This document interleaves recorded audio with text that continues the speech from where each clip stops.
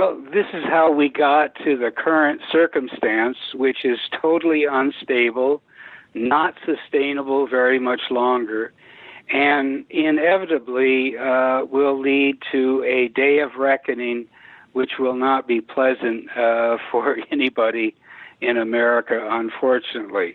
As I see it, we are now entering the fall storm season, a perfect storm, in which we have the stock market teetering at a top, which is soon to roll over in a pretty drastic and violent manner.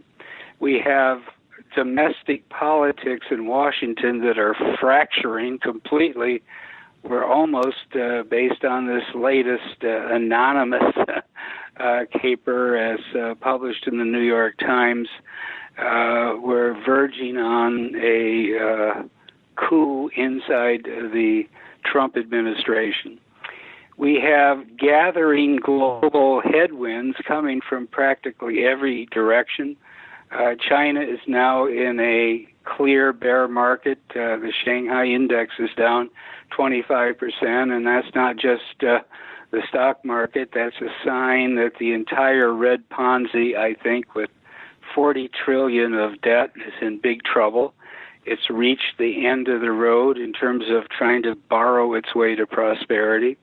We have a emerging market or EM meltdown spreading around the globe almost daily, and it's not just the historic bad actors like Argentina or the massive debt buildup that we saw in Turkey, but I think it's more of a generic phenomena that has to result as the Fed finally pivots towards normalization of interest rates and shrinking its balance sheet.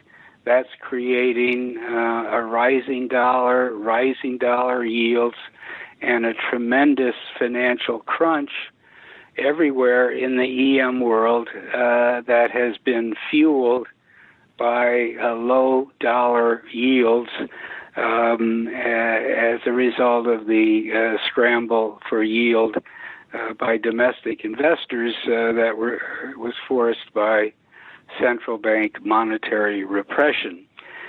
We can see weaknesses developing in global trade, in export orders, in indicators, leading indicators like lumber prices and copper prices and so forth, and put all that in a context in which we have a fiscal situation in Washington that's totally out of control, and the Federal Reserve, for the first time in modern history, beginning to dramatically shrink its balance sheet at a rate of $600 billion per year beginning next month.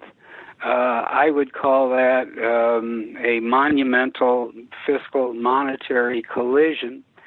And when you overlay on top of that the utterly misguided trade war of the Trump administration and this lunatic resort to attacking our trading partners with increasing levels of tariffs and other hostile economic acts, I think you're asking for big-time trouble of the sort that I don't think we've seen in a half century or longer. This is 1930s kind of stuff. So it all adds up, as I indicated, to a perfect storm, and it's in some ways the inevitable result of 30 or 40 years worth of debt buildup, money printing, and bubble finance resulting from the actions of the central banks.